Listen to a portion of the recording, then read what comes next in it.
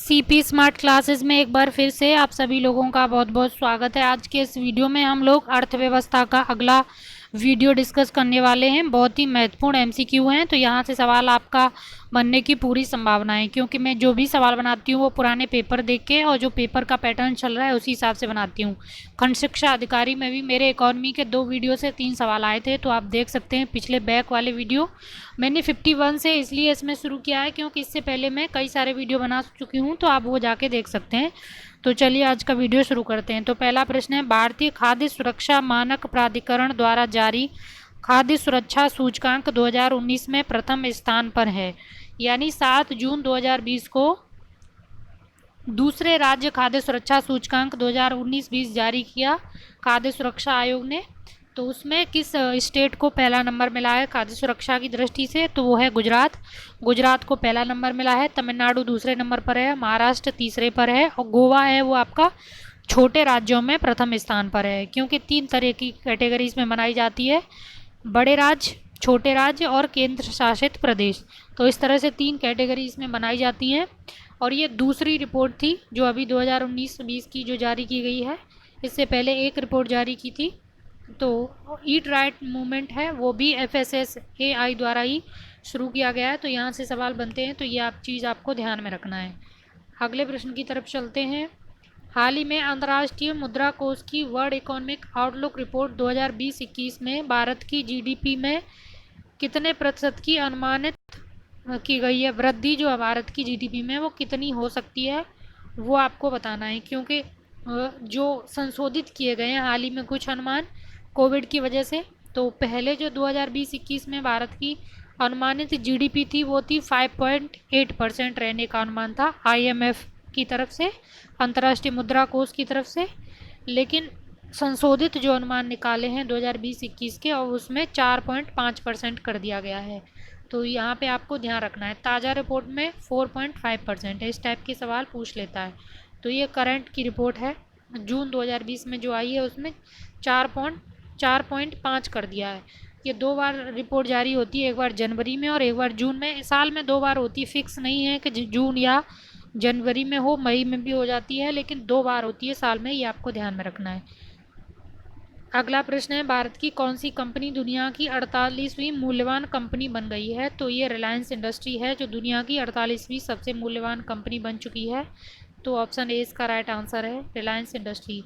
अगले प्रश्न की तरफ चलते हैं। क्रय शक्ति, यहाँ पे होगा, सॉरी टाइपिंग मिस्टेक है, PPP यानी परचेजिंग पावर प्रायोरिटी। यहाँ पे ये कॉन्सेप्ट है, देखो PPP आप पब्लिक प्राइवेट पार्टनरशिप वाला कॉन्सेप्ट है वो अलग है। यहाँ मैं इकोनॉमी के साइज के बारे में बात कर रही हूँ। तो PPP मॉडल भी एक होता है, यानी परचेजिंग पावर प्रायोरिटी के आधार पर क्रय शक्ति समता के आधार पर भारत की अर्थव्यवस्था विश्व में किस स्थान पर है? तो इसका राइट आंसर हो जाएगा, भारत की जो अर्थव्यवस्था है विश्व में PPP मॉडल पर कौन से स्थान पर है? तो वो है तीसरे स्थान पर। चीन और अमेरिका के पश्चात भारत की अर्थव्यवस्था PPP मॉडल से तीसरे स्थान पर है। लेकिन GDP जो मार्केट वैल्यू अकॉर्डिंग है, तो वो उस स्थान से भारत की अर्थव्यवस्था है वो 5वें स्थान पर है। तो इस तरह दोनों का कॉन्सेप्ट आपको अलग अलग समझ लेना है। नमामि गंगे कार्यक्रम को विश्व बैंक ने कितने मिलियन डॉलर की आर्थिक सहायता प्रदान की है? तो ये आपको याद रखना है, कितने मिलियन डॉलर की आर्थिक सहायता प्रदान करने की घोषणा की है? तो 400 मिलियन डॉलर की है। तो ऑप्शन ए इसका राइट आंसर है। अगले प्रश्न की तरफ चलते हैं। हाल ही में प्रधानमंत्री मोदी द्वारा पशुपालन बुनियादी ढांचा विकास फंड की स्थापना को मंजूरी प्रदान की गई। इस फंड की प्रारंभिक पूंजी कितनी है? तो ऑप्शन ए इसका राइट आंसर है, 15,000 करोड़ रुपए। अगला प्रश्न है, रिलायंस जियो में सर्वाधिक हिस्सेदारी किस कंपनी की है?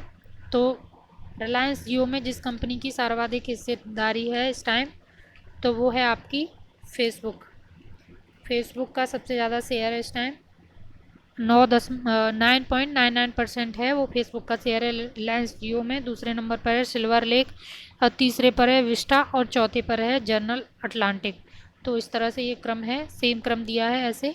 तो फेसबुक की सर्वाधिक हिस्सेदारी है। अगला प्रश्न है, 2019 के दौरान विदेशों से संप्रेषित धन प्राप्ति करने वाले देशों में तीसरे स्थान पर है। पहले पर कौन है, मैंने पिछले वीडियो में आपको बताया था, वो आपको कमेंट बॉक्स में बताना है।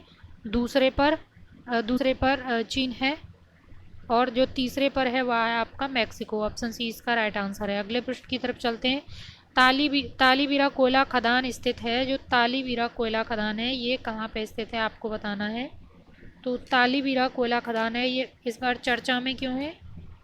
चर्चा में रहने का कारण यह है कि NLC इंडिया लिमिटेड जो कंपनी है उसके द्वारा पहली बार कोयला उत्पादन शुरू किया गया है। तो इसने जो कोयला उत्पादन शुरू किया है वो कहाँ पे किया है? वो किया है उड़ीसा से। तो उड़ीसा की तालीबीरा खदानों से ये खनन इसने शुरू किया है पहली बार।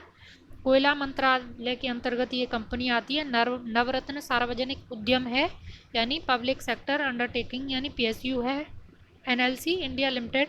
इसने पहली बार कोयला उत्पादन शुरू किया है उड़ीसा के तालीबीरा कोयला खदान से। तो तालीबीरा कोयला खदान है वो उड़ीसा में है। अगला प्रश्न देखते हैं। चैंपियंस पोर्टल किस क्षेत्र से संबंधित है? तो MSME सेक्टर से संबंधित है चैंपियंस पोर्टल। और इसकी शुरुआत कब की गई?